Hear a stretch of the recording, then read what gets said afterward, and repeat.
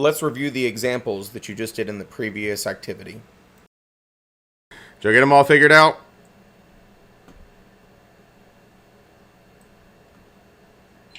Perhaps we have a few questions on 2 of them, actually, I think. Oh, well, if you didn't have questions, you'd be teaching the class, so that's okay. Okay. And even then, I have questions sometimes too, so that wasn't it. But yeah, let's start with number 1. An agent knows that a zoning change is pending that would adversely affect the value of a listed property, but fails to disclose such information to a prospective buyer. What'd you come up with there? Willful omission. Better go to the willful omission. Yes. Yep. Knows of the zoning change, that makes it willful. Fails to disclose, that makes it an omission. I agree with you. How about number 2? An agent knows that a listed house has a severe problem with water intrusion in the crawl space during heavy rains. In response to a question from a prospective buyer who is being shown the house during dry weather, the agent states that there is no water drainage problem. Willful misrepresentation. Willful misrepresentation. Agent knows about it, so once again, makes it willful. States there is no water drainage. That person is a liar, liar, pants on fire. Okay, so that is a willful misrepresentation. Number 3, an agent knows that the heat pump at a listed house does not function properly, but tells a prospective buyer that all mechanical systems and appliances are in good condition. Willful misrepresentation. Once again, same thing. They know it doesn't function properly. That makes it willful, but tells them that it does. Liar, liar, pants on fire yet again. How about 4? An agent has previously sold several lots in a subdivision under development and all those lots passed a soil suitability test for an on-site septic system. The agent then sells lot 35 without checking as to whether this lot satisfies the soil test. However, the agent informs the buyer that lot 35 will, in fact, support an on-site septic system. When the new owner had the lot tested, it did not pass the soil test. That's 4. Negligent misrepresentation. There you go. They relied on unreliable information. They just went with the presumption since the other ones did, this was got to too, and then they stated it as a fact and it was not true. So it's not that they didn't know, they just didn't do their job right. So that was negligence, but they still stated it as truth, misrepresentation. How about 5? An agent knows that a listed house has a major defect. Crumbling foundation, no insulation, malfunctioning septic tank, leaking roof, termite infestation, or some other problem. Folks, I hope it's just one of these things, and this is giving examples and not all these things. Although I did list a house that was basically that entire list a couple years ago. It was a hot mess express, yeah. But fails to disclose such information to a prospective buyer. Willful omission. Yep, agent knows about some defects, fails to disclose, knows, willful, doesn't say anything, omission. How about 6? A listing agent lists for sale a house located adjacent to a street that is about to be widened into a major thoroughfare. The thoroughfare project has been very controversial and highly publicized. The city recently finalized its decision to proceed with the project, and the plan for the street widening are recorded in the city planner's office. A buyer working with a selling agent makes an offer to buy the house. The listing agent does not disclose the street widening plans to the buyer or selling agent and claims later that he or she was not aware of the plans. Omission. Yeah. Yeah, arguably, I mean, sometimes these are a little bit subjective, and so, you got to play around with it, but arguably, should they have known? Yes. Is there a good chance that they did know? Yes. But if they did know and they, that would be a different thing. But all we can really go with is that they didn't know, but they should have known. So that's negligence. And so because they didn't know, they didn't disclose, omission. But you could argue, shoulda, woulda, coulda. Sometimes there's some subjectivity to these. How about 7? An agent knows that the approximate market value of a house is $225,000, but tells the property owner that the house is worth $250,000 in order to obtain the listing. Willful misrepresentation. Yeah, they know it's not worth that much, but they lied and said it was to try to get a listing. Don't do that. That is tacky, tacky, tacky. 8, a selling agent working with a buyer as a sub-agent of the seller learns that the buyer is willing to pay more than the price in the buyer's offer, but fails to disclose this information to the seller or listing agent when presenting the offer. Now, folks, let me clarify something before you really give me the answer. When we say a selling agent is one of these terms that means assisting a buyer, but doesn't tell you where your loyalties are. So it says a selling agent working with a buyer as a sub-agent of the seller. So they're assisting this buyer, but if they're a sub-agent of the seller, who do they work for? The seller. Their loyalties are to the seller. They're by proxy a seller's agent. So now let's ask the question. They learn that this buyer customer is willing to pay more than the price in the buyer's offer. And then they fail to disclose that information to the seller or listing agent. So now what do we have? Omission. What kind? Willful. Willful. She Knew about these details, didn't share them, even though there was a legal obligation to. That would absolutely be a willful omission, because remember what we said. You have to disclose customer confidential information to clients. They failed to do that here. Okay. There you go. How about the supplemental parts to this question? What if the selling agent had instead been a buyer's agent instead of a seller sub-agent?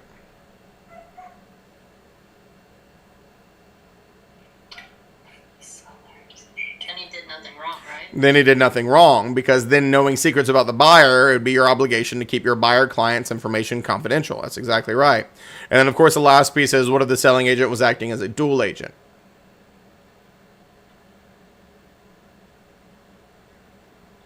Now, under dual agent, because we were kind of discussing this, under dual agent, usually it means that they're neutral. They don't really advise, correct? Correct. Okay. So if that's the case, then yet again, you wouldn't share anything with anybody, right? So yet again, no issue under dual agency. Nothing wrong. There you go. Nothing wrong.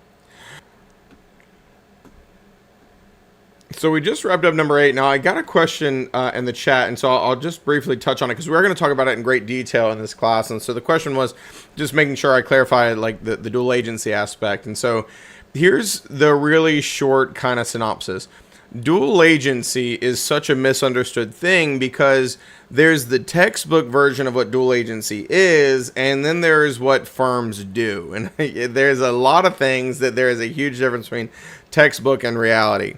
And so the definition of dual agency is the firm represents the buyer and the seller in the same transaction. And a lot of people have this misconception that when I say dual agency, it's the individual licensee representing the buyer and the seller in the same transaction. It's not.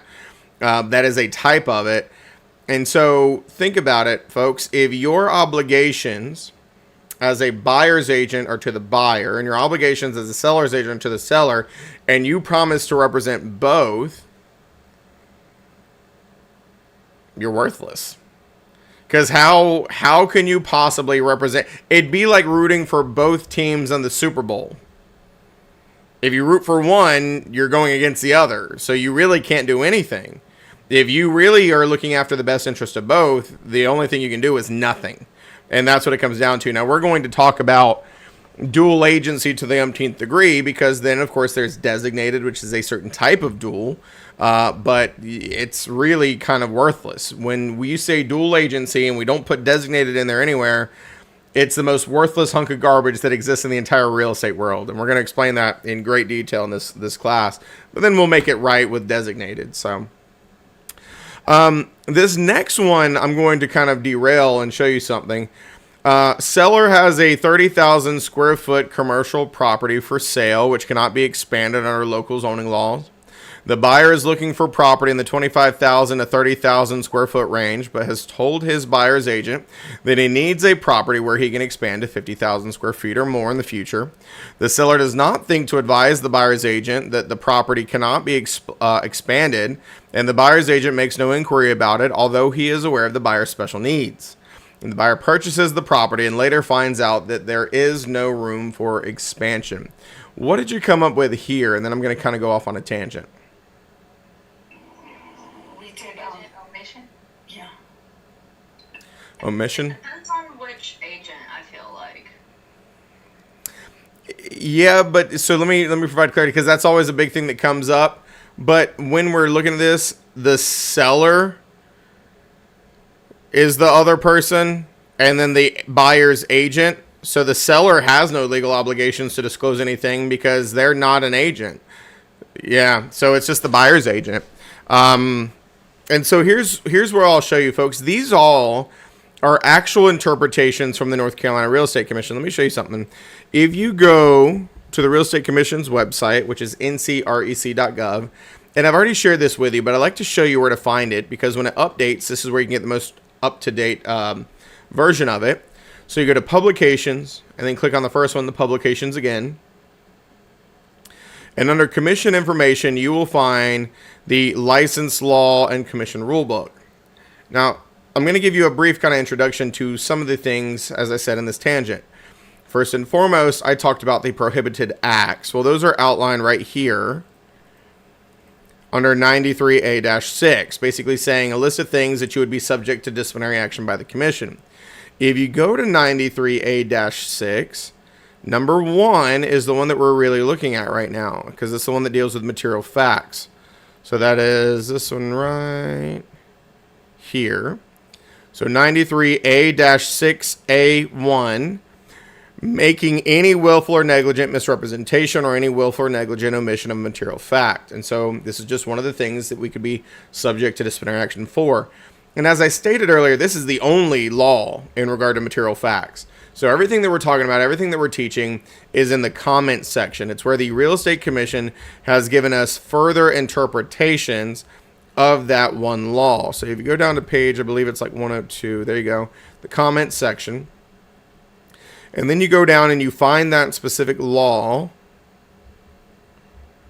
right here. In reference to 93A-6A1, this is where it talks about material facts for the purposes of applying this statute. Whether a fact is material depends on the facts and circumstances of a particular transaction and the application of statutory and/or case law. The Commission has historically interpreted material facts under the real estate license law to include at least, and here's the 4 categories that we went over. Now, furthermore, they go into examples of the different things. So willful misrepresentation, then some examples, willful omission. And so these are actually pulled from this book that you've been working on. So let me show you the one that we were just dealing with. Right here, the Real Estate Commission has categorized it as a negligent omission. And the negligence piece is the buyer's agent doesn't do their job appropriately. They don't know that it can't be expanded to 50,000 square feet, but they never bothered to ask. So that made them negligent in their job, and so they never found out, and therefore they never told. So that is why the Commission is grouped it as a negligent omission. And as we said, sometimes there's a level of subjectivity to these things, but that's how they interpret this one. Now, I will say I'm not going to throw anything on your test that is going to be overly subjective in any way, shape, or form that would throw you off. So rest assured there. Anything that you get would be very straightforward, but it's just always an interesting discussion to have. So 2 more and we wrap this thing up. An owner tells a listing agent with ABC Realty that his house has 1,850 heated square feet. Without verifying the square footage, the agent records 1,850 square feet on the listing form and in the listing information published in the local MLS. The house is subsequently sold by a sales agent with XYZ Realty, who tells the buyer that according to the MLS data, the house has 1,850 square feet. The buyer later discovers the house has actually only 1,750 square feet. What'd you come up with here? Okay, on this one, I didn't really fill it in because I wasn't sure. Because doesn't the 5% for the listing agent incorrect come into play and 10% for the buyer's agent? So I heard y'all talking about this in the room, and so I will clarify something. Understand that there is these numerical items where they say, well, there is a little bit of grace within 5% deviation. And I haven't really heard the 10% buyer's agency one. What it really comes down to is understanding, number one, it's not a pass. So even though this is 5%, it doesn't mean that you can just guess a little bit. It's basically stating that they're not coming after your license if you're within 5%. It's still an issue, but they're not coming after your license. You're probably just going to get a slap on the wrist. You know, like it's not going to be super severe. But so when we're getting into this, take that out of it. But I will explain something out of the buyer agency side. So if we take any kind of leeway or forgiveness out of it, what do we call this? Misrepresentation. Negligent misrepresentation. Yeah, there you go. Let's combine this. Negligent misrepresentation, because they relied on an unreliable source. And so we're going to talk about measuring houses. Folks, you are not allowed to rely on unreliable sources. The tax cards, the building plans, the seller's opinion, none of those are reliable sources. And so it was negligence to not verify the information by measuring yourself or hiring somebody who was qualified to measure. And then furthermore, you disseminated that information to the public. And so it was a negligent misrepresentation. Now, I'll give you one other note here, because there is something to be aware of for the buyer side. So what they always say in regard to square footage for a buyer's agent, and we're going to talk about this in this class a lot, you have this reasonable expectation to be able to believe the information given to you by a listing agent. However, if there is reason to believe it was incorrect, we have an obligation to look into it. And so to your point, Caroline, if we're talking about 100 square feet, most buyer's agents are not going to be able to walk into a property and go, there's 100 square feet missing. We got an issue, right? Like that's like such an arbitrary amount that you may or may not notice it. And so the commission says, if it's something severe that you should have noticed and you didn't, you're in trouble. But something like this, the buyer's agent probably has no liability whatsoever. Now, if it says that it's 3,000 square feet and it's a very modest 3-bedroom, 2-bathroom, Lucy, you got some splaining to do. Because if you didn't notice half the house was missing, then you're going to be in big old trouble, right? So, yeah, so that's what it comes down to. They typically say as long as there's this reasonable expectation for it to not be discoverable, then you're not going to be in as much trouble. But if it's obvious, screamingly obvious, you better have noticed it and suggested measuring before we put in an offer. Yeah. But you're right. There is those deviations where they're not really going after you for like the listing side. But it's not a free pass. It's just, you know, we understand that there's some nuances in the way people measure, the way people round, and that's what that's supposed to account for. Last one, buyer's agent becomes aware that the seller with whom his buyer is negotiating is under pressure to sell quickly and may accept much less than the listing price. Believing such information should always be kept confidential. The buyer's agent does not provide the buyer with this information. And so what do we have here?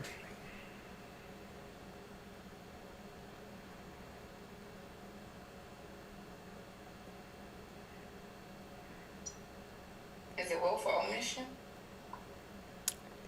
So this is another one of those where you could argue it a couple different ways. And so once again, they know it and they didn't share it. I would say point blank period, willful omission is absolutely right. The one part that you could argue is where it says believing such information should always be kept confidential. Well, you could argue that's negligence because they obviously don't know how to do their job, because just in today, in 301 alone, you already know your obligation. You must disclose customer confidential information to clients. So you could argue negligence in the respect that they didn't know how to do their job because they probably didn't pay attention in post licensing, or they didn't take it with me, right? Otherwise, you know. But yeah, I think willful omission. They knew and they didn't disclose when they had a legal obligation too. I agree. How are we feeling? Warm and fuzzy inside? Good deal.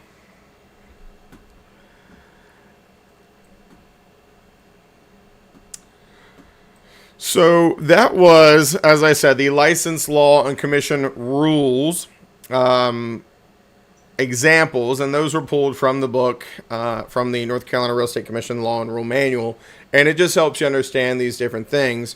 Now, as we kind of stated before, there is this obligation no matter which way you slice it, and so if you disseminate incorrect information as a seller to a buyer's agent and the buyer delivers it to the buyer, I mean, that's still a misrepresentation. While it typically goes from, you know, seller to agent, agent to seller, or, you know, agent, agent, agent to buyer, it could happen any which way, right? It could go directly from the seller to the buyer's agent. It could go directly from the buyer's agent to the seller. no matter which way it happens, I mean, it's still a problem. So we need to make sure that we get these things correct and are always appropriately disclosing this information.